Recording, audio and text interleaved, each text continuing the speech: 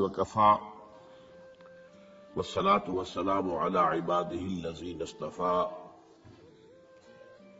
خصوصا على أفضلهم وخاتم النبيين محمد الأمين وعلى آله وصحبه أجمعين.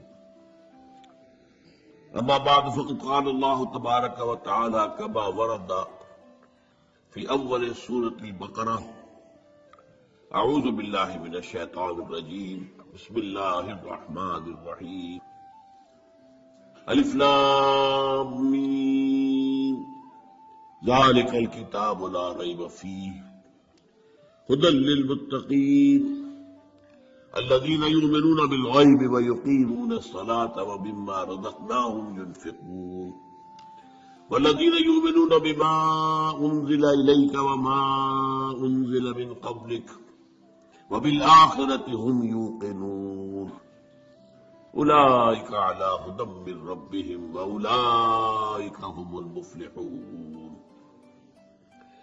وقال عز وجل كما ورد في نفس السورة: ليس البر أن تولوا وجوهكم قبل المشرق والمغرب ولكن البر من آمن بالله واليوم الآخر والملائكة والكتاب والنبيين. وقال جل وعلا كما ورد في آخر نفس السورة: آمن الرسول بما أنزل إليه من ربه والمؤمنون كل آمن بالله وملائكته وكتبه ورسله لا نفرق بين أحد من رسله وقالوا سمعنا وأطعنا غفرانك ربنا وإليك المصير. وقال عز وجل كما ورد في القرآن في سورة التغابن: فآمنوا بالله ورسوله والنور الذي أنزلنا والله بما تعملون خبير. يوم يجمعكم ليوم الجمع ذلك يوم التغابن ومن يؤمن بالله ويعمل صالحا يكفر عنه سيئاته ويدخله جنات تجري من تحتها الأنهار خالدين فيها أبدا ذلك الفوز العظيم. والذين كفروا وكذبوا بآياتنا أولئك أصحاب النار خالدين فيها وبئس المصير. صدق الله العظيم. رب اشرح لي صدري ويسر لي أمري واحلل عقدة من لساني يفقهوا قولي. اللهم ربنا ألهمنا رشدنا وأعذنا من شرور أنفسنا. اللهم أرنا الحق حقا وارزقنا اتباعه وأرنا الباطل باطلا وارزقنا اجتنابه. اللهم صل على عبدك ونبيك ورسولك وحبيبك وخليلك محمد وبارك وسلم وبارك على جميع الأنبياء والمرسلين وعلى ملائكتك المقربين وعلى عبادك الصالحين وعلينا معهم يا ارحم الراحمین. معزز حاضرین اور محترم خواتین، آج ہم اللہ کا نام لے کر 4 خطبات سیرت کا سلسلہ شروع کر رہے ہیں. آپ دعا کریں کہ اللہ تعالی حالات کو سازگار بنائے رکھیں، میری طبیعت بھی اس قابل رہے کہ میں اس پروگرام کو پورا کر سکوں. طبیعت میری ٹھیک نہیں ہے، آپ کو میری آواز سے بھی اندازہ ہو رہا ہوگا. تاہم جیسا بھی کچھ ہے، اللہ تعالیٰ جو ہے اس میں اس کام کو جاری رکھنے کی توفیق دیا رکھے، یہ اسی کا فضل و کرم ہے. یہ جو پہلا خطبہ ہمارا ہے سیرت کے بارے میں، اس کا عنوان ہے فلسفہ دین میں نبوت و رسالت کا مقام. یہاں لفظ فلسفہ قابل غور ہے. کیا فلسفے کا دین کے ساتھ کوئی تعلق ہے؟ عام طور پر یہ لفظ دین کے حوالے سے استعمال نہیں ہوتا. ہم حکمت قرآن، حکمت دین یہ استعمال کرتے ہیں، اور یہی قرآن کی اصطلاح بھی ہے. فلسفہ قرآن کی اصطلاح نہیں ہے، حدیث کی اصطلاح نہیں. ان دونوں میں جو فرق ہے وہ نوٹ کر دیجیے. فلسفہ خالص منطق کی بنیاد پر آگے چلتا ہے. جہاں کوئی چیز منطقی طور پر ثابت نہ ہو وہاں فلسفہ رک جائے، آگے نہیں بڑھے گا. جبکہ حکمت جو ہے اس میں جہاں منطق سے بھی سروکار ہے، وہاں فطرت کے اندر جو چیزیں اللہ نے ودیعت کی ہوئی ہے اور جو بدیہیات فطرت کے ناطے جن کے لیے کسی دلیل کی ضرورت نہیں ہے، بلکہ دلیل جو ہے ان کے لیے ثابت کی نہیں جا سکتی، ان چیزوں کو بھی ملحوظ رکھتے ہوئے فطرت سلیمہ کی رہنمائی میں عقل اور منطق اپنا سفر طے کرے تو اس کا جو نتیجہ ہوگا اس کا نام حکمت ہے۔ قرآن مجید میں حکیم انسان کی ایک بڑی مثال دی گئی ہے حضرت لقمان کی صورت میں، وَلَقَدْ آتَيْنَا لُقْمَانَ الْحِكْمَةَ أَنِ اشْكُرْ لِلَّهِ۔ ہمارا جو منتخب نصاب ہے مطالعہ قرآن حکیم کا، اس کا 30 درس اسی پر مشتمل ہے، سورہ لقمان کا دوسرا رکن۔ البتہ ایک بات جان لیجیے کہ فلسفے کی بہت سی شاخیں ہیں، منطق خود ایک فن ہے اگرچہ، لیکن وہ فلسفے کی شاخ شبہ ہوتا ہے۔ ایک زمانے میں نفسیات بھی فلسفے کی شاخ تھی، یہ سب فلسفے کی، لیکن اب جو ہے فلسفے کے لیے علیحدہ علیحدہ نام اس کے مختلف شاخوں کے لیے ہے۔ ایک کا نام ہے میٹا فزکس۔ میٹا فزکس جو ہے اس کا براہ راست تعلق جو ہے دین کے ساتھ ہے۔ ایک ہے فزیکل ورلڈ، وہ جو ہم اپنے حواس خمسہ سے جس کے بارے میں معلومات حاصل کرتے ہیں، جو مادی کائنات ہے، چاہے ہم نے اپنی ننگی آنکھ سے دیکھا چاہے ٹیلیسکوپ سے دیکھا، دیکھنے والی شے تو آنکھ ہی ہے نا، ٹیلیسکوپ تو کچھ نہیں دیکھتی، دیکھتی تو آنکھ ہے۔ ٹیلیسکوپ نے اس آنکھ کا دائرہ بہت وسیع کر دیا، مائکروسکوپ سے دیکھا تب بھی دیکھا تو آنکھ نے ہے، مائکروسکوپ دیکھنے والی شے نہیں ہے۔ تو چاہے انسان نے اپنی حواس خمسہ سے مجرد جو ایسے کہ وہ ہے ان سے کام لے کر کچھ معلومات حاصل کی، خواہ اس میں جو اضافے ہو گئے، دوربین آ گئی، خوردبین آ گئی وغیرہ وغیرہ، ان سب سے جو بھی چیز ہمیں معلوم ہوتی ہے وہ فزکس کا دائرہ ہے، طبیعیاتی علوم، فزیکل سائنسز۔ میٹا فزکس اس کا نام ہے جہاں یہ کہ حواس جو ہے یہ ساتھ نہیں دے سکتے، حواس کے دائرے سے باہر۔ میٹا فزکس، فزکس اور میٹا فزکس یہی فرق ہے۔ اب ظاہر بات ہے، میں نے ابھی جو آیات آپ کو سنائی ہے سورہ بقرہ کی ابتدائی آیات اس علم سے بہت اہم ہے۔ الف لام میم ذالک الکتاب لا ریب فیہ ھدی للمتقین الذین یؤمنون بالغیب۔ قرآن مجید سے استفادے کی شرط اول ہے غیب پر ایمان۔ غیب وہی چیز ہے جو آپ کے حواس کے ذریعے سے آپ کی گرفت میں نہیں آتی، آپ کے علم میں نہیں آتی۔ اب ظاہر بات ہے ذات باری تعالیٰ ہے، ظاہر ہمارے ظاہر حواس سے بلکہ عقل سے، وہم سے، خیال سے سب سے ماورا، وراؤ وراؤ ثم وراؤ وراؤ۔ فرشتے ہیں انہیں ہم نہیں دیکھ سکتے،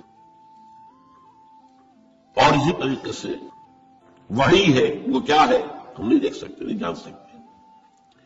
یہ سب جو ہے میٹا فزکس کا میدان ہے، اور فزکس کا میدان وہ ہے جو کچھ ہم دیکھ سکتے ہیں۔ میٹیریل ورلڈ میں جو بھی میٹیریل چیزیں ہیں وہ فزکس کی ہیں، اور وہ میٹا فزکس۔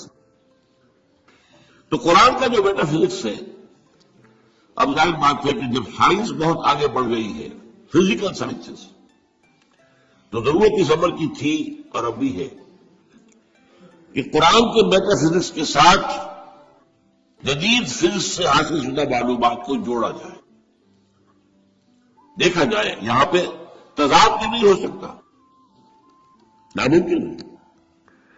اور بہترین بات ہے جو ڈاکٹر رفیع الدین مرحوم نے لکھی، Quran is the word of God and this universe is the work of God. کس نے بنایا ہے اس کو؟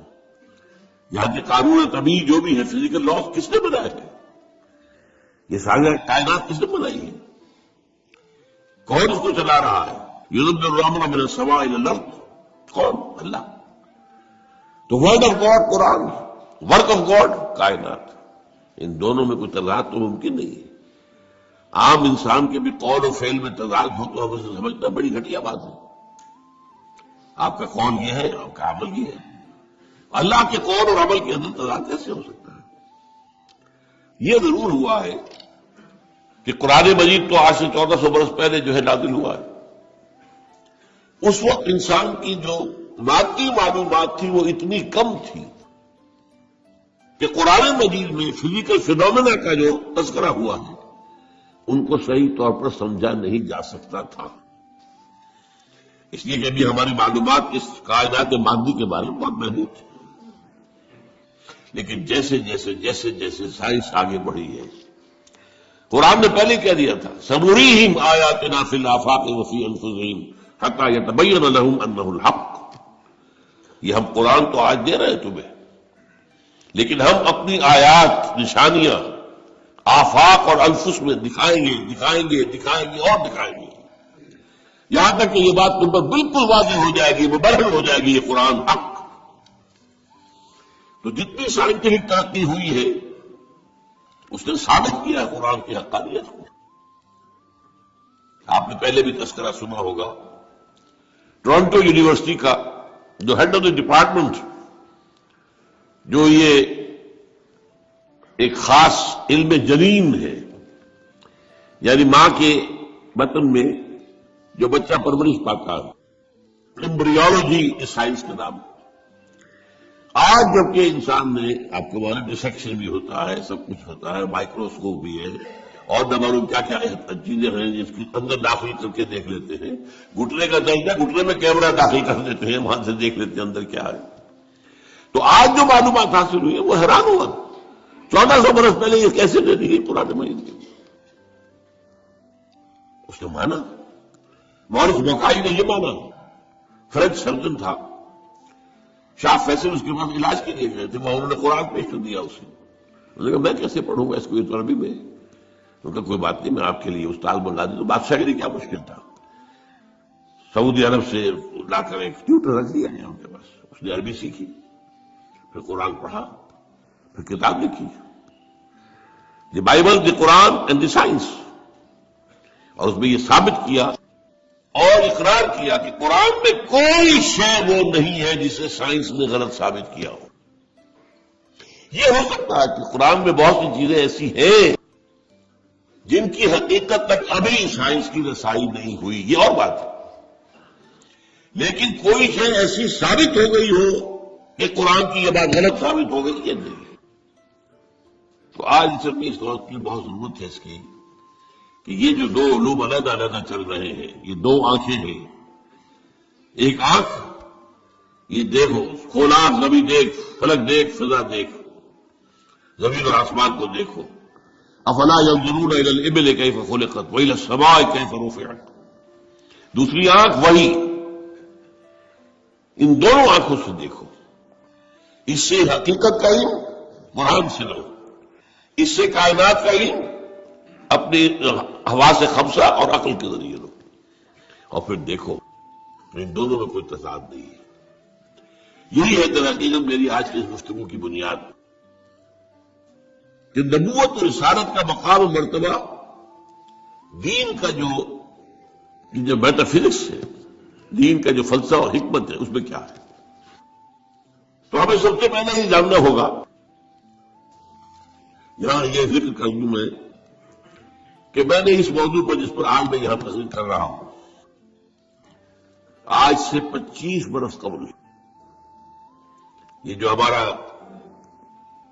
یہ ٹاؤن ہال ہے، لرا ہال، 26 مارچ 1975 کو تقریر کی تھی.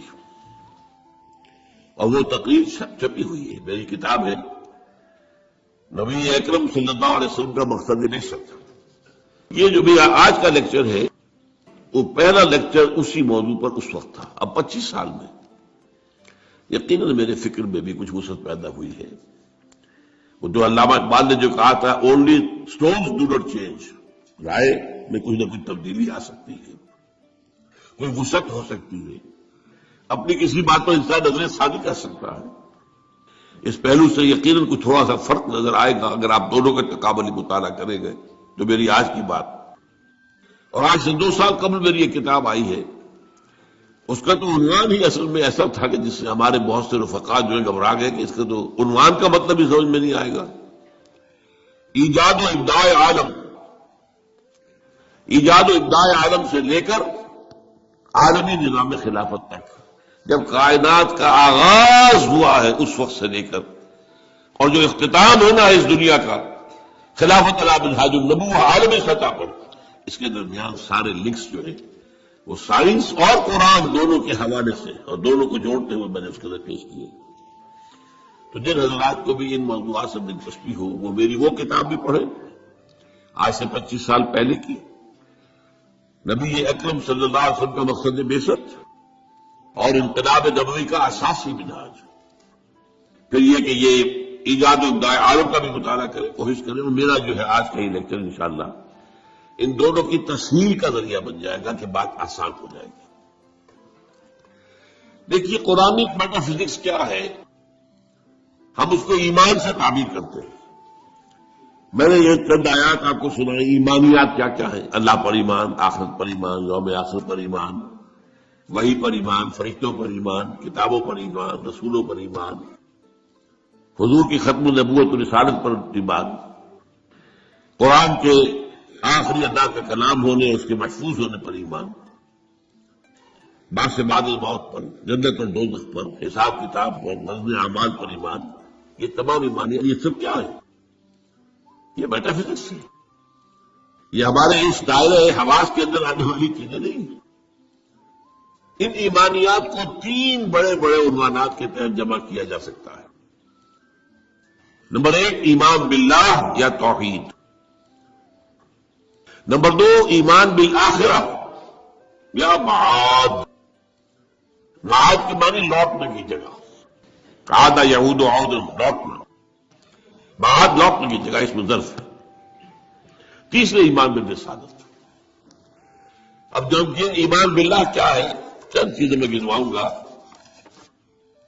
پہلی بات یہ کہ آج ہم یہ مانتے ہیں، ہم پہلے سے مانتے تھے، آج دنیا بھی مان رہی ہے.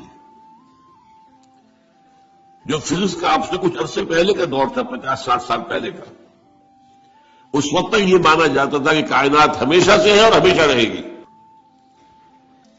یہ نیوٹونین دور کہلاتا ہے فزکس کا. لیکن آج ہمیں وہ بات معلوم ہو چکی ہے سائنس سے، جو قرآن ہمیں بتاتا ہے یہ کائنات ہمیشہ سے نہیں ہے، نہ ہمیشہ رہے گی. یہ ایک خاص وقت پر پیدا کی گئی ہے اور ایک خاص وقت پر ختم ہو جائے گی. آج سائنس نے اس کے لیے نقطہ آغاز اس کو کہا ہے بگ بینگ. ایک بہت بڑا دھماکہ ہوا تھا، اس سے کائنات شروع ہو گئی. پھر یہ تصور بھی ہے کہ کائنات ابھی پھیل رہی ہے، پھول جھڑی کی طرح. پھول جھڑی آپ کو معلوم ہے ایسے چکر لگاتے ہوئے پھیلتی ہے، اسی طرح یہ کائنات ابھی پھیل رہی ہے. مزید گیلیکسیز وجود میں آ رہی ہے. آپ اکثر و بیشتر اخبارات میں پڑھتے رہتے ہیں کہ آج ایک اور نئی گیلیکسی دریافت ہو گئی ہے. اتنے millions and millions and trillions and trillions years, light years دور ہے ہم سے. وہ تو حساب کتاب میں آنے والی باتیں نہیں. لیکن یہ کہ اللہ تعالیٰ نے بھی فرمایا تھا یزید اللہ فی الخلق ما یشاء. اللہ اپنی تخلیق میں اضافہ کرتا رہتا ہے جو چاہتا ہے، یا کرتا رہے گا. دونوں معنی اس کے ہو سکتے ہیں. فعل مضارع میں فعل حال بھی ہے اور فعل مستقبل بھی ہے. اور اسی کو اقبال نے کہا یہ کائنات ابھی ناتمام ہے شاید، کہ آ رہی ہے دمادم صدائے کن فیکون کن فیکون کن فیکون. ابھی تو نئی نئی چیزیں وجود میں آ رہی ہیں. لیکن ایک وقت آئے گا جیسے وہ فنر ہوتا ہے، فنر، وہ فنر جو ہے لپٹا ہوا ہے اس کو آپ کھینچتے ہیں، لیکن اگر چھوڑ دیں گے اس طرح پھر وہی آ جائے گا واپس. اسی طرح ایک وقت آئے گا کہ یہ کائنات جو ابھی تو پھیل رہی ہے، جا رہی ہے، ایک وقت میں اس کی ریورسل ہو جائے گی اور یہ جو اب سمٹنی شروع ہوگی پھر ایک نقطے پر جا کر ختم ہو جائے گی. قرآن میں نقشہ کھینچا گیا یوم نطوی السماء کطی سجل للکتب. ہم یہ فضاؤں کو خلاؤں کو لپیٹ دیں گے، لپیٹ دیں گے. دیکھیے آج کا کانسیپٹ اور قرآن کے الفاظ، جیسے پچھلے زمانے میں کتابیں ہوتی تھی، جلد بندی کا تو معاملہ نہیں تھا. ایک کاغذ پر لکھ کیا پورا ہو گیا، اس کے ساتھ نیا کاغذ چسپاں کر دیا اور اس کو رول کر دیا. اب آپ نے دوسرے کو لکھا، وہ پورا ہو گیا، اس کو اور رول کر دیا، تیسرا لگا. وہ رول بنتے تھے، اسکرولز بھی کہلاتے ہیں. تو یہ اسکرولز، یہ آسمان، اللہ تعالیٰ فرما رہے ہیں یوم ندعو السماء کطی السجل للکتب. جیسے اس زمانے کی کتابیں ہوتی تھی کہ اسکرولز کی صورت میں ہوتی تھی، اس طریقے سے ہم آسمانوں کو لپیٹتے ہیں. یہ کائنات نہ ہمیشہ سے ہے نہ ہمیشہ رہے گی. ایک ہستی ہے البتہ جو ہمیشہ سے ہے اور ہمیشہ رہے گی. وہ ہستی اس کائنات کی خالق ہے. اس کی جہاں تک ذات کا تعلق ہے، یہ ہمارے فہم سے، ہماری عقل سے، ہمارے تخیل سے، ہمارے تصور سے، ہمارے وہم سے وراء الورا ثم وراء الورا ثم وراء. اس کے بارے میں علم یہی ہے کہ یہ سمجھ میں آ جائے کہ اس کو ہم نہیں جان سکتے. بیانڈ اور لمٹس. اس کے بارے میں ساری معرفت جو ہمیں حاصل ہوتی ہے وہ اس کی اسماء و صفات سے ہوتی ہے. شاید آپ سے اکثر کو مجھے امید سے یاد ہو، بچپن میں اگر یاد کرائے ہوں گے والدین نے، ایمان مجمل، ایمان مفصل. ایمان مجمل کیا ہے؟ آمنت باللہ کما ہوا باسمائہ و صفاتہ وقبلت جمیع احکامہ اقرار باللسان و تصدیق بالقلب. یہ اسماء و صفات ہماری تعالیٰ کا علم ہے. اس میں بھی لمیٹیشن ہے. اللہ بصیر ہے، دیکھتا ہے. کیسے دیکھتا ہے یہ ہم نہیں جانتے. کیا اس کی اس طرح کی کوئی آنکھ ہے؟ کیا وہ بھی دیکھنے کے لیے روشنی کا محتاج ہے؟ نعوذ باللہ من ذالک. ہمارے ہاں تو ایسے حیوانات موجود ہیں جو بغیر روشنی کے دیکھتے ہیں. تو اللہ کا دیکھنے والا ہے، سمیع ہے، سنتا ہے. کیسے سنتا ہے؟ کیا ساؤنڈ ویوز کی ضرورت ہے اسے بھی؟ اس کا بھی کوئی کان ہے جس سے آ کر ٹکرائے ہو؟ یہ پتہ نہیں. اسی طرح اس کا کوانٹیٹیو پہلو، اللہ ہر شے پہ قدیر ہے. کتنا قادر ہے ہم کیا تصور کریں گے؟ ہمارا تو تصور بڑا محدود ہے. یوں سمجھیے کہ ہمارے دماغ کی مثال اس سنار کی جو ترازو ہوتی ہے، تولے ماشے یہ تولے گے نا اس کو. ٹنا تو نہیں تول سکتا، سریا رکھ کر آپ اس کو تولنا چاہیں. تو اللہ تعالیٰ کی اسماء و صفات کا بھی وہ کتنا قدیر ہے، کتنا بصیر ہے، یہ تو ہم نہیں جانتے. لہذا معلوم ہوا کہ اللہ تعالیٰ کی بات کے بارے میں ہماری معلومات بہت محدود ہے. بس یہ ہے، ایک بڑا پیارا شعر ہے، دور بینا میں بارگاہ الست جس پہ ہی نے مردانت کے ہست. یہ بارگاہ الست جو ہے، یہ جو ہم عہد کر کے آئے تھے اللہ سے، الست بربکم قالوا بلی. تو بارگاہ الست اللہ کی بارگاہ، جو لوگ اس بارگاہ میں دور تک دیکھ سکتے ہیں وہ سوائے اس کے اور کچھ نہیں کہتے کہ بس یہ تو ہمیں معلوم ہے کہ ہے، لیکن کیا ہے، کیسا ہے، کتنا ہے، کیسے دیکھتا ہے، کیسا اس کا چہرہ ہے. حالانکہ قرآن میں لفظ آیا چہرہ. کیسے اس کے ہاتھ ہے، قرآن میں لفظ آیا ہاتھ. ہم نہیں جانتے. دور بینا میں بارگاہ الست جو پڑے ہی نہ مردان کے ہست. اس کی میں مثال دیا کرتا ہوئے، دیکھیں کوئی دیوار ہے بہت بڑی فصیل ہے. اب آپ دیکھ رہے ہیں اسے تو آپ کو اندازہ ہو گیا کہ ہوگی اتنی کوئی 100 فٹ اونچی ہوگی. چلیے جہاں تک نظر آ رہی ہے اتنی لمبائی ہے. اس کی اوپر کوئی رنگ وغیرہ ہے وہ بھی نظر آ گیا. کوئی اندھا شخص ہے وہ کیا کرے گا؟ وہ جا کے دیکھے گا، ٹٹورے گا، ہے بھائی فصیل تو ہے، وہ کتنی اونچی ہے اسے کیا پتا؟ وہ تو نہیں دیکھ سکتا. یہ وہ ہے کہ دور بینا بارگاہ الست جس پہ ہی نہ مردان کی ہست ہے ضرور. یہ جو اللہ ہے جس نے اس کائنات کو پیدا کیا، سارے نام اچھے نام اسی کے. عبد اللہ عبد الرحمان ایما تدعو فلہ الاسماء الحسنی. چاہے اللہ کے پکار لو، چاہے رحمان کے پکار لو، جس کو بھی پکارو یہ جان لو کہ تمام اچھے نام اسی کے ہیں، تمام اچھی صفات اسی کے اندر ہے، اور میں تمام و کمال ہے، وہ علی کل شیء قدیر ہے، بکل شیء علیم ہے، ہر چیز پر قادر، ہر چیز کا دیکھنے والا۔ پھر وہ تنہا ہے، تنہا، اپنی ذات میں تنہا، لا شریک له، کوئی شریک نہیں، نہ صفات میں شریک ہے، نہ اختیارات میں شریک ہے، وہ تنہا ہے، لا مثل له ولا مثال له ولا مثیل له ولا ضد له ولا ند له ولا کفو له۔ یہ ہے اللہ کی ذات کے بارے میں ہمارے تصورات کا خلاصہ۔ اب آئیے دوسرا، ایمان بالآخرہ۔ اس اللہ نے جو اس کائنات کو تخلیق فرمایا ہے، اس میں اس کی تخلیق کا کلائمیکس انسان ہے۔ اس کی میں تفصیل ذرا بعد میں بیان کروں گا، ابھی یہ مضمون ختم ہو جائے۔ تخلیق کا کلائمیکس انسان، اس انسان کی یہ زندگی جو ہے، جسے ہم اپنے محدود مشاہدے کی وجہ سے سمجھ بیٹھتے ہیں 60 70 80 برس، وہ بہت برا ہو گیا 90 برس 100 برس، کوئی 100 کراس کر گیا تو اخبار میں خبریں آ جائیں گی، بس نہیں، یہ انسان مسجود ملائک بنایا گیا، یہ کلائمیکس ہے اللہ کی تخلیق۔ اور ایک خاص بات نوٹ کیجیے، اللہ نے فرمایا خلقتہ بیدی، میں نے اسے اپنے دونوں ہاتھوں سے بنایا۔ دونوں ہاتھ کون سے ہیں؟ ایک عالم امر ہے اور ایک عالم خلق ہے، جو ابھی میں بتاؤں گا آپ کو۔ اور یہ عالم خلق یا اللہ کی ذات میں جمع ہے یا انسان کی ذات میں جمع ہے۔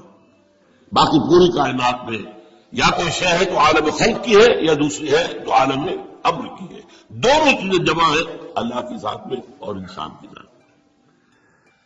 اسی لیے حدیث ہے ان اللہ خلق آدم علی صورتہ، اور یہ حدیث ابو ہریرہ سے ہے رضی اللہ تعالی عنہ، اور بخاری اور مسلم دونوں میں اللہ نے آدم کو اپنی صورت پر بنایا ہے۔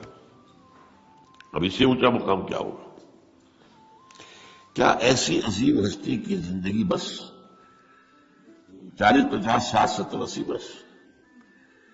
اس میں بھی کچھ حصہ تو بچپن کا گزر گیا، ابھی ہوش ہی نہیں، شعور ہی نہیں، بعد میں بھی 80 کے بعد ہو 70 کے بعد جو انسان کو جو حواس ٹھیک نہیں رہتے، یادداشت ختم ہو جاتی ہے، کہنا یعلم من بعد علم شیئا، علم ختم ہو جاتا ہے۔ نہیں، قرآن کیا بتاتا ہے؟ یہ بات وہ ہے جو افسوس ہے، صد افسوس، کہ آج بالکل ذہنوں سے خارج ہے۔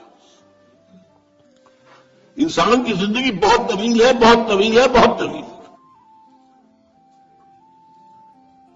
علامہ اقبال جو کہتے ہیں، تو اسے پیمانہ ہی روز و فردا سے نہ ناپ، جاویداں بہم دما ہر لب جمع ہے زندگی۔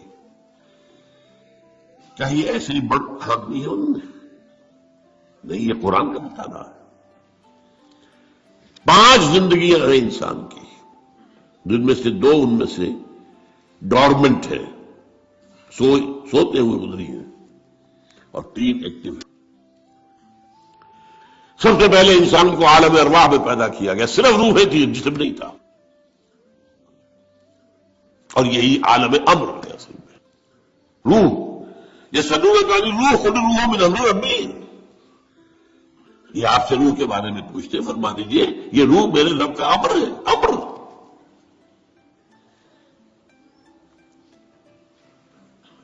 اس کے بعد اسی امر کے دوران، اسی روحانی زندگی کے دوران عہد لیا گیا، الست بربکم قالوا بلی۔ ساری ارواح، آدم سے لے کر آخری انسان جو دنیا میں آئے گا، سب کی ارواح موجود تھی،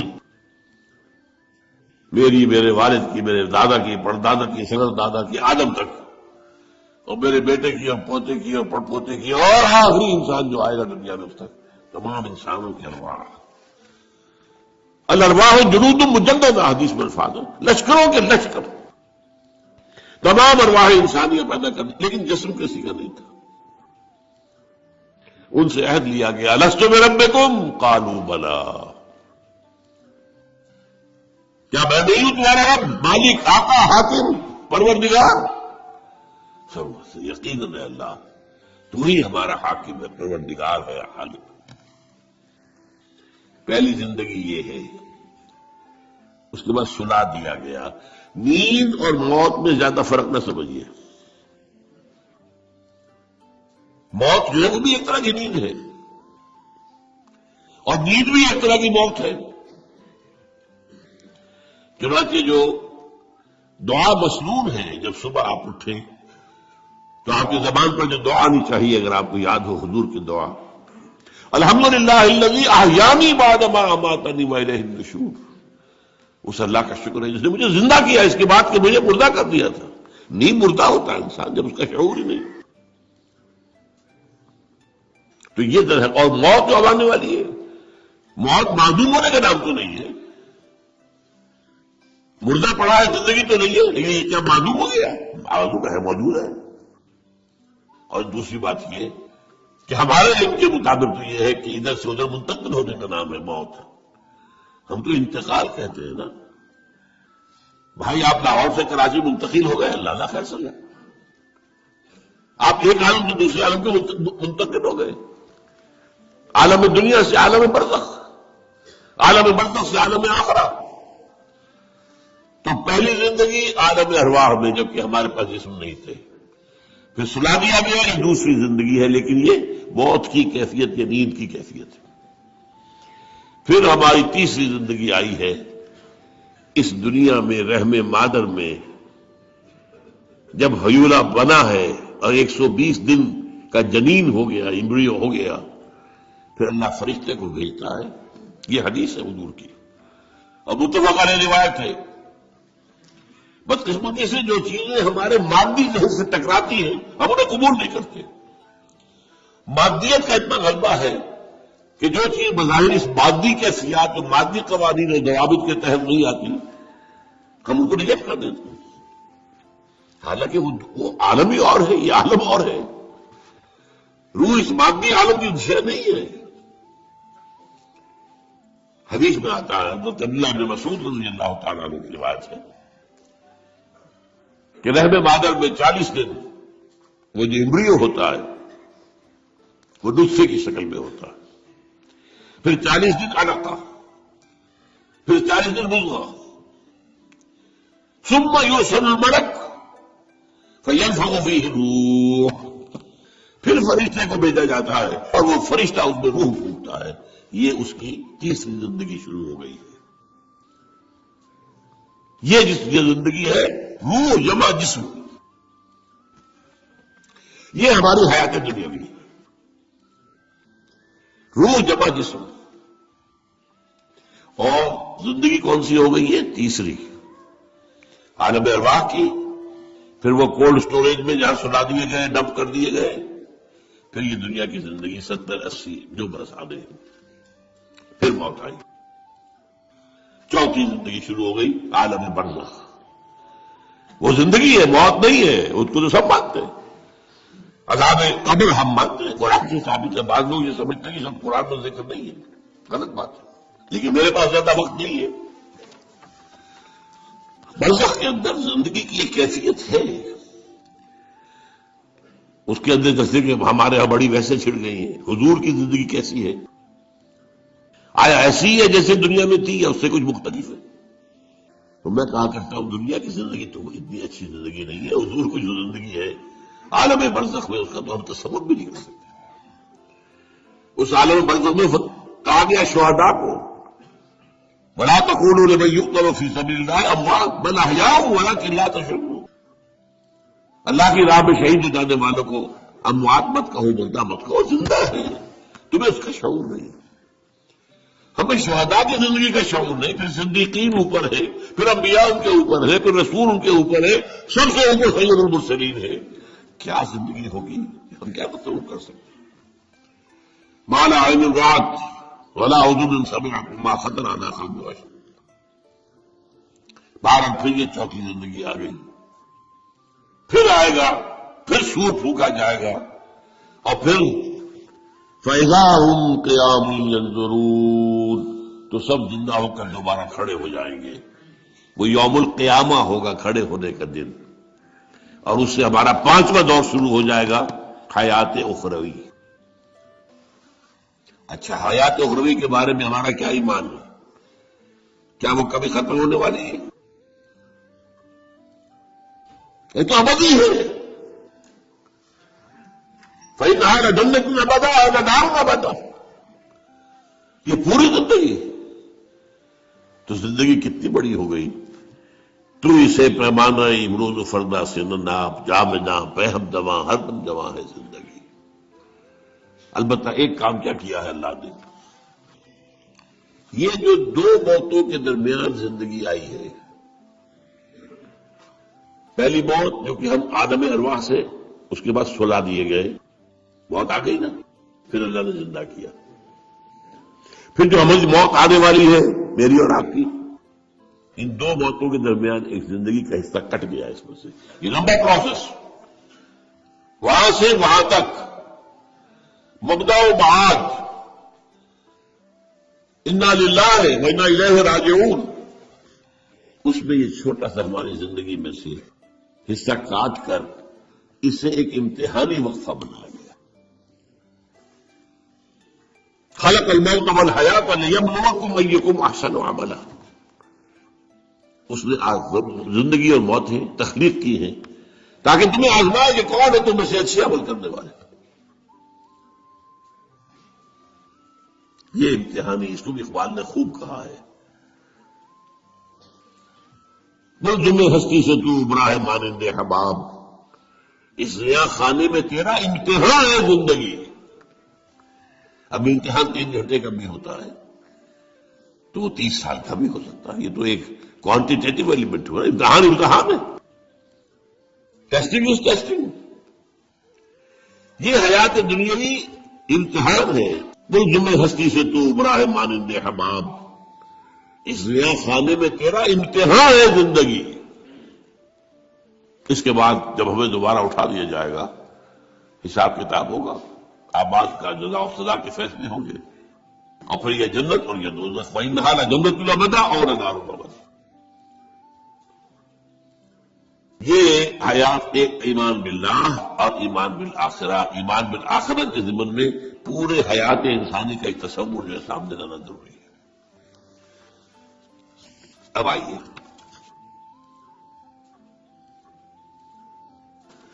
میں نے کہا تھا تخلیق کے بارے میں کچھ باتیں آپ کو بتاؤں گا. یہ جدید سائنس کے حوالے سے بھی بہت اہم چیزیں ہیں، اور یہ قرآن کی حکمت اور فلسفے کے لیے. بدقسمتی ہماری یہ ہے کہ ہمارے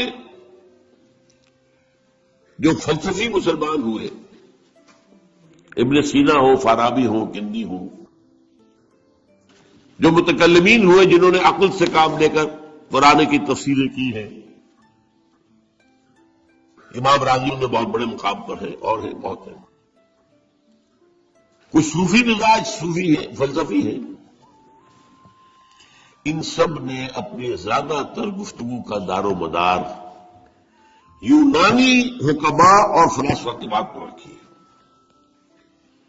سقراط اس کا شاگرد، افلاطون اس کا شاگرد، ارسطو. ہمارے متکلمین، ہمارے فلاسفہ سب ارسطو کے شاگرد. ہمارے صوفیاء اکثر و بیشتر افلاطون اور پروٹائنس، افلاطینوس ان کے شاگرد. لہذا مولانا روم نے بڑا شکوے کے انداز میں کہا تھا، چند خانی حکمت یونانیہ. تم کب تک یونانیوں کی حکمت پڑھتے رہو گے، یونانیوں کا فلسفہ پڑھتے رہو گے، یونانیوں کی میٹا فزکس، یونانیوں کی منطق. چند خانی حکمت یونانیہ، حکمت قرآنیہ راہم میں خان. کبھی ذرا قرآن مجید میں جو حکمت دی گئی ہے، جو فلسفہ دیا گیا ہے، جو حقائق بیان کیے گئے، کبھی ان پر توجہ کرو۔ اللہ تعالیٰ توفیق دے۔ میری دلی آرزو ہوگی کہ آپ میں سے جو ذہین لوگ ہیں، ظاہر بات ہے کہ یہ میدان ہر شخص کا نہیں ہے۔ حضور صلی اللہ علیہ وسلم کا جو افرادی انفرادی سطح پر انقلاب برپا کرنے کا پروسیس ہے، 4 الفاظ ہیں اس میں ٹاپ پر آتا ہے حکمت۔ یتلو علیہم آیاتہ یزکیہم ویعلمہم الکتاب والحکمہ۔ حکمہ یہ تعلیم محمدی صلی اللہ علیہ وسلم، تربیت نبوی صلی اللہ علیہ وسلم، اس کی سب سے اونچی منزل ہے تعلیم حکمت۔ تو ظاہر بات ہے کہ ہر شخص اس کا اہل نہیں ہوتا۔ یہ اللہ تعالیٰ نے ظاہر بات ہے سب کو ایک جیسا نہیں بنایا ہے۔ جسمانی قوتوں کے اعتبار سے بھی فرق و تفاوت ہے، ذہنی صلاحیتوں کے اعتبار سے بھی فرق و تفاوت ہے۔ جن لوگوں کے اندر یہ فلسفہ اور حکمت کا ذوق ہو وہ اس معاملے میں آئیں، سوچیں، پڑھیں۔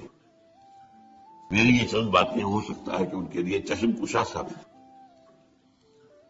وہ کتاب اس وقت میری جو ہے ایجاد و ابداع عالم، وہ آؤٹ آف پرنٹ ہے، موجود نہیں ہے، انشاءاللہ جلدی ہی پرنٹ کروا لیں گے دوبارہ۔ دیکھیے تخلیق کا مرحلہ اول عالم امر ہے، اللہ کا ایک حکم کن،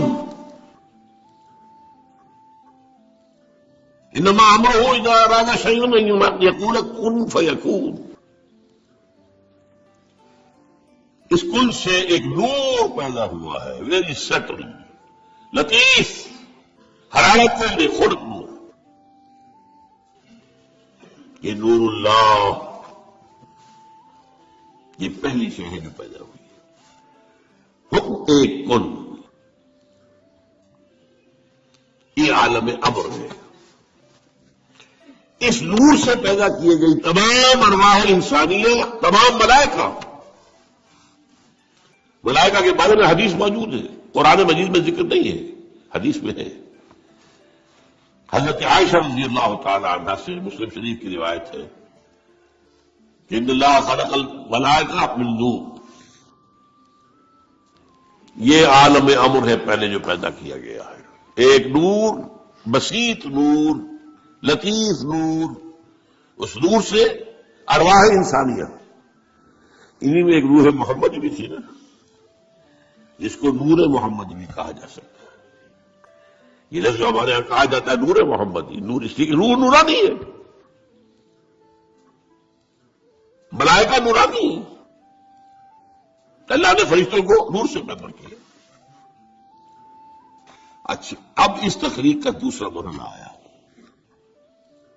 یہ پہلی تخلیق جو میٹا فزیکل ورلڈ کی ہے، دوسری تخلیق ہے فزیکل ورلڈ۔ ایک اور امر کن، اور اس سے بگ بینگ پیدا ہو، جہاں سے سائنس شروع ہوتی ہے۔ اس لیے کہ وہ جو پہلا معاملہ ہے وہ سائنس کے دائرے سے باہر کا ہے، ارواح ہو، ملائکہ ہو، یہ سائنس کے دائرے سے باہر ہے۔ وہ عالم امر ہے، یہ عالم خلق شروع ہوا ہے اب۔ اور عالم خلق اور عالم امر میں ایک بڑا بنیادی فرق جان لیجئے۔ عالم امر میں اللہ کے کسی حکم کے تعمیل میں کوئی لمبا صرف نہیں ہوتا، کن فیکون، کن فیکون، نو ٹائم ایلیمنٹ۔ یہی وجہ ہے فرشتے کو عرش سے زمین تک آنے میں کوئی وقت نہیں لگتا، روح کو بھی کوئی وقت نہیں لگتا۔ یہ بیانڈ دس فزیکل ورلڈ ہے نا، تو بیٹا فزیکل ورلڈ کا تعلق ہے، یہ عالم امر سے ہے۔ امر میں وقت نہیں لگے گا قطعاً، خلق میں وقت لگے گا لازماً۔ آم کی گٹھلی ہے، آم کا پودا بننے میں 5-6 سال لگ جائیں گے۔ رحم مادر میں حمل ٹھہر گیا ہے، بچے کے پورے بننے میں 9 مہینے لگیں گے، ٹائم لگے گا، اٹس خلق۔ قرآن کہتا ہے ہم نے آسمان زمین 6 دن میں پیدا کی، ٹائم لگا کہ نہیں لگا؟ تو یہ امر ہے وہ پہلا، جس میں کہ کیا ہے 3 چیزیں ہیں۔ اللہ کا نور جو بہت لطیف ہے، وہ خزانہ ہے، اسی سے بڑی ارواح انسان کی ہے، اس سے بڑے فرشتے۔ اور چوتھی چیز نوٹ کیجئے، وحی بھی عالم امر سے متعلق ہے، اس لیے کہ وہ ایک کمیونیکیشن ہے بٹوین روح انسانی یا روح نبوی اور روح القدس۔ جبرائیل کون ہے؟ فرشتہ۔ روح محمدی یہ بھی نوری وہ بھی نوری، یہ ان دونوں کا کمیونیکیشن ہے وہی، لہذا اس کا تعلق بھی عالم خلق سے نہیں ہے، عالم امر۔ بہت پیارا شعر کہیں کہا ہے، کس کیفیت میں کہا ہے میں نہیں سمجھ سکتا۔ نغمہ وہی ہے نغمہ کہ جس کو روح سنے اور روح سنائے۔ روح محمدی نے سنا ہے، اس کان سے نہیں سنا حضور نے، نوٹ کر دیجیے، کبھی پڑھیے حقیقت وہی نامی کتاب مولانا سعید احمد اکبر آبادی کی۔ وہی کی حقیقت کیا ہے؟ وہی براہ راست قلب پر جاتی ہے، اس کان کے واسطے سے نہیں جاتی۔ یہ کان عالم خلق کا ہے، قلب عالم امر کی شے، روح کا مسکن ہے، وہاں روح ہے، روح محمدی ہے۔ فَإِنَّهُ نَزَّلَهُ عَلَىٰ قَلْبِكَ، اس کو اے نبی اتارا ہے اس فرشتے نے آپ کے دل پر براہ راست۔ تو نغمہ وہی ہے نغمہ کہ جس کو روح سنے اور روح سنائے۔ اب اس کے بعد جب مرحلہ دوم شروع ہوا بگ بینگ سے، آج سائنس ہمیں بتا رہی ہے کہ بگ بینگ کے نتیجے میں بہت چھوٹے چھوٹے ذرات، ایٹم سے بھی 1000 گنا چھوٹا، فوٹونز، ان سے چھوٹی کسی چیز کا تصور نہیں ہے، انتہائی گرم جو دھماکہ ہوا big bang, trillions degrees Fahrenheit اس کے ٹیمپریچر تھا، آج سائنس بتا رہی ہے۔ اور آپ کو معلوم ہے آج انسان ایک تجربہ کرنے چلا ہے جس کے لیے ایک بڑی لمبی سرنگ کھودی گئی ہے سوئٹزرلینڈ کے اندر، پہاڑ کے اندر، غالباً 26 کلومیٹر لانگ۔ اس میں یہ ایکسپیریمنٹ کر کے دیکھیں گے۔ سائنس تو اسی بات کو مانتی ہے جس سے آپ ویریفائی کر سکیں ایکسپیریمنٹ سے۔ آپ کہتے ہیں پانی جو ہے آکسیجن اور ہائیڈروجن مل کر بنا، ہائیڈرولسس کر کے دیکھ لیں گے، بن گیا، آ گئی آپ کے پاس، آکسیجن بھی آ گئی، ہائیڈروجن بھی آ گئی۔ تو یہ تو ویریفائبل ہوتا ہے۔ یہ تجربہ جو ہے اس کا آدمی سوچ بھی نہیں سکتا تھا، کس قدر اس کے اوپر ٹریلینز آف ڈالرز خرچ ہو گیا، آپ اندازہ نہیں کر سکتے۔ ابھی کچھ میں رکاوٹ ہو گئی ہے، لیکن یہ جو کرنے کا انسان پہنچا ہوا یہاں، اتنے گرم تھے وہ، trillions of degrees of Fahrenheit, اور دوڑ رہے تھے اتنی تیزی سے کہ اس کا آپ تصور نہیں کر سکتے، ایک دوسرے سے بھاگ رہے تھے۔ انہی ذرات کے پھٹنے سے پھر گیلیکسیز بنی، کدھر گئے کدھر گئے، کدھر چلے گئے کدھر چلے گئے، جیسے آگ کا بھی پھٹ جاتا ہے کبھی کبھی۔ آگ کی کئی جو ہے، قرآن مجید میں ایک آگ کا تذکرہ ذی ثلاث شعب، جہنم جو ہے جو آگ ہوگی وہ 3 شعبوں میں تقسیم ہوگی۔ یہ گیلیکسیز بنی ہے۔ ان گیلیکسیز سے پھر کیا ہوا ہے؟ سب سے پہلے فوٹونز سے نیوٹرونز، پروٹونز، الیکٹرونز بنے، ایٹم بن گیا، ایٹم کے جمع ہونے سے ایک خاص ترتیب سے مالیکیول بن گیا، مالیکیولز اور کمپلیکس ہوتے چلے گئے، اور خاص طور پر جو کاربن کا ایک ہے جو اس کا مین بن گیا، تو پھر یہ ان آرگینک سے آرگینک بن گئے۔ یہ ایک طرف ارتقاء ہو رہا ہے یا تنزل ہو رہا ہے، جو بھی آپ اسے کہیں۔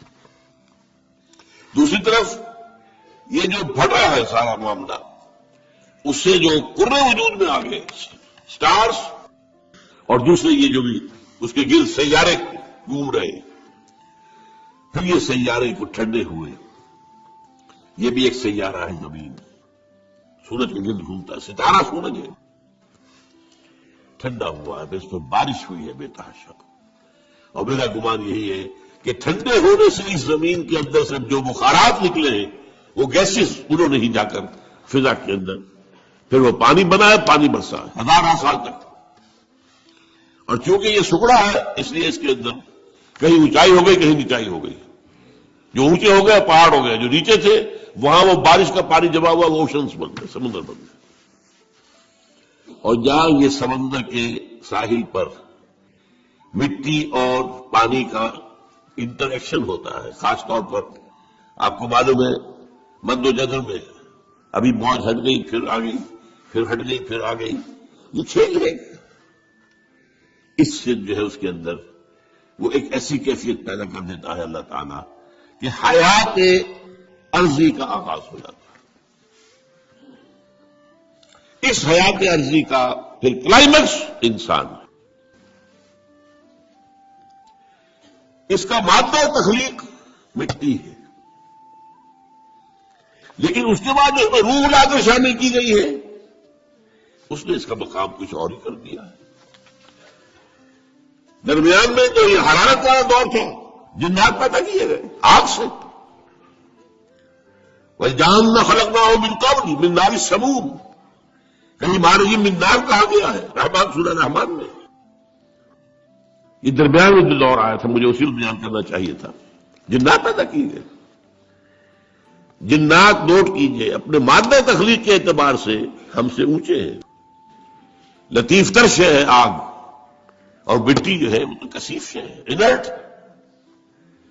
آگ کے اندر جو حرکت اور حرارت ہے، یہی وجہ ہے کہ ٹھیک کہا تھا ابلیس لعین نے، انا خیر منہ، میں اس آدم سے بہتر ہوں،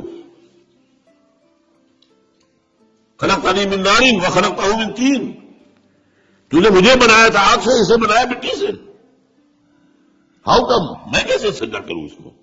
اس کی وجہ کیا تھی؟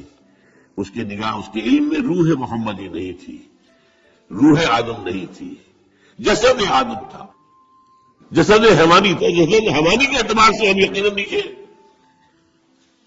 لقد خلقنا الانسان فی احسن تقویم، وہ روحانی جب پیدا کیا گیا یہ سب سے اونچا مقام تھا آخر۔ پھر اس روح کے ناطق جہاں ڈالا گیا ہے، وہ جو رحم مادر میں بچہ ہے، جس سے زیادہ ضعیف کوئی اور شے نہیں ہوتی دنیا میں۔ ہر حیوان کا بچہ کہیں زیادہ ہمارے بچے سے زیادہ طاقتور ہوتا ہے۔ بکری ابھی اگر اس کے بچہ، اس کی ولادت ہوئی ہے، تھوڑی دیر وہ بچہ جو ہے ادھر ادھر کرتا ہے، پھر کھڑا ہوتا ہے، پھر ٹانگیں تھوڑی دیر اس کی کانپتی ہے، پھر وہ چل جاتا ہے۔ ہر ایک بات سے وہ قبل اس کے اندر تکمیل کون سی ہو رہی ہے؟ پورا جسمانی نظام مکمل ہے، پورا مسکولر نظام مکمل ہے، تھوڑی سی دیر میں اٹھ کے چل پڑتا ہے۔ اسی طرح بچے اور تو یہ لقد خلقنا الانسان فی احسن تقویم ثم رددناہ اسفل سافلین، پھر نچلے والوں میں سب سے نیچے کر دیا۔ اول تو یہ کہ چونکہ مادہ تخلیق مٹی ہے تو نیچے ہو گیا خود بخود، اور ضعیفی کے اعتبار سے یہ سب سے نیچے چلا گیا۔ الا الذین آمنوا وعملوا الصالحات، سوائے ان کے کہ جو نیک عمل کرے اور ایمان لائے، ان کے لیے پھر یہ ہے کہ وہی بلند مقام اپنا وہ حاصل کرتے ہیں، دوبارہ وہی پہنچ جائیں گے۔ وَالتِّينِ وَالزَّيْتُونِ وَطُورِ سِينِينَ وَهَٰذَا الْبَلَدِ الْأَمِينِ لَقَدْ خَلَقْنَا الْإِنسَانَ فِي أَحْسَنِ تَقْوِيمٍ ثُمَّ رَدَدْنَاهُ أَسْفَلَ سَافِلِينَ إِلَّا الَّذِينَ آمَنُوا وَعَمِلُوا الصَّالِحَاتِ فَلَهُمْ أَجْرٌ غَيْرُ مَمْنُونٍ۔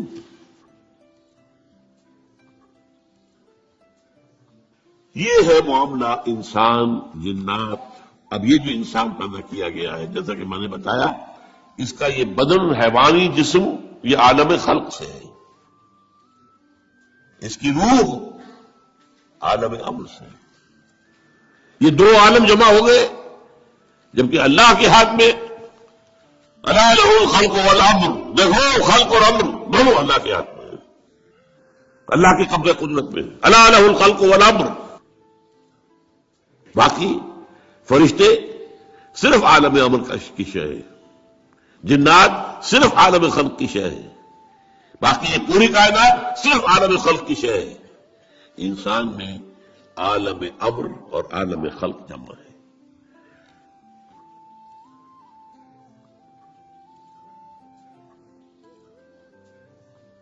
اب ہمیں آگے آنا ہے، یہ جو ہم نے ابھی سمجھا کہ انسان کی یہ زندگی جو ہے امتحانی زندگی ہے، اس کا نتیجہ نکلے گا قیامت کے دن، محاسبہ ہوگا۔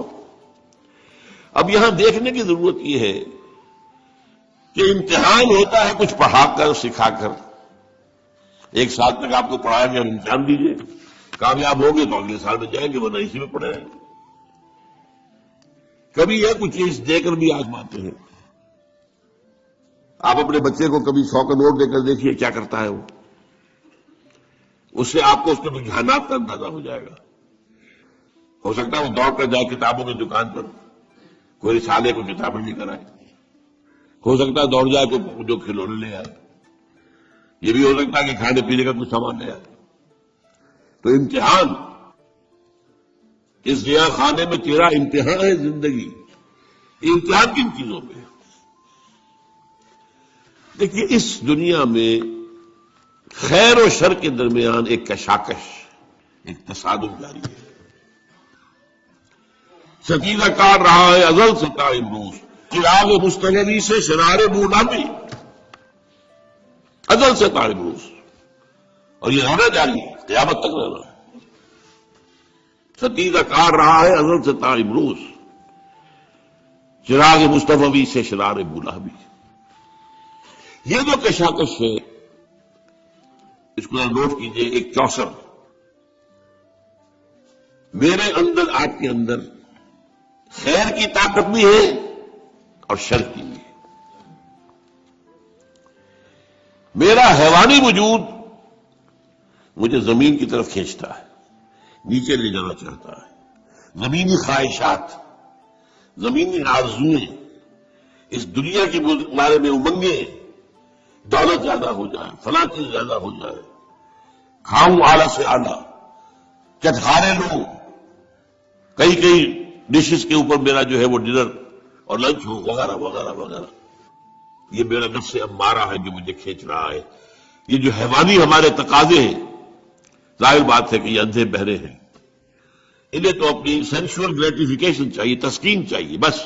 انہیں اس سے غرض نہیں کہ حلال سے ہو, حرام سے ہو, جائز سے ہو, ناجائز سے ہو, کوئی غرض نہیں. یہ ہمارے اندر کا نفس ہے جس کو قرآن کہتا ہے ان النفس لامارۃ بالسوء. یہ نفس جو ہے یہ تو برائی کی طرف بلاتا ہی ہے.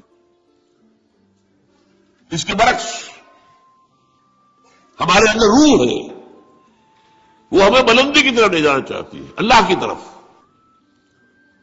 عربی کا ایک قول ہے کل شیء یرجع الی اصلہ, ہر شے اپنے اصل کی طرف لوٹتی ہے. یہ جسد ہمارا کہاں سے آیا؟ زمین سے. نمبر 2, اس کی غذا کہاں سے آتی ہے؟ اسی زمین سے. گندم ہو, چاول ہو, جو ہو, کچھ ہو. یا آپ نے بکری کا گوشت کھایا ہے تو بکری نے گھاس پھوس بعد جو کھایا وہ کہاں کا ہے؟ اور نمبر 3, یہ ہمیں نیچے ہی گھسیٹتی ہے, زمین کی طرف. روح کہاں سے آئی ہے؟ انا للہ و انا الیہ راجعون. لہذا اس روح کی توجہ کدھر ہے؟ اپنے مرکز کی طرف مائل پرواز تھا حسن, وہ اللہ کی طرف قرب چاہتی ہے. معنوی طور پر قرب حاصل ہے, عملاً قرب چاہتی ہے. یہ کشاکش ہے. اور یہ بھی نوٹ کر لیجیے اس روح کی غذا کہاں سے آئی ہے. اس روح کی غذا اللہ کا کلام ہے. یہ ہماری مادی وجود کے لیے مادی غذا, اور یہ روحانی وجود کے لیے روحانی غذا, اور وہ قرآن ہے. البتہ اس کے ساتھ کچھ خارج میں بھی طاقتیں موجود ہیں, شر کی بھی اور خیر کی بھی. خارج میں ابلیس لعین, وہ بڑا جن شیطان, جس کو جب اللہ تعالیٰ نے رادہ درگاہ کر دیا تو اس نے ڈٹ کر اعلان کیا کہ اللہ میں ثابت کر دوں گا, مجھے مہلت دے دے, مجھے قیامت تک کے لیے زندگی دے دے میری, میں ثابت کر دوں گا کہ آدم اس قابل نہیں تھا جو تو نے پاس کو دیا, اور اس کی میں وہ ذریت کو تباہ کر کے چھوڑوں گا, برباد کر کے چھوڑوں گا, گمراہ کر کے چھوڑوں گا. وَلَن تَجِدَ أَكْثَرَهُمْ شَاكِرِينَ.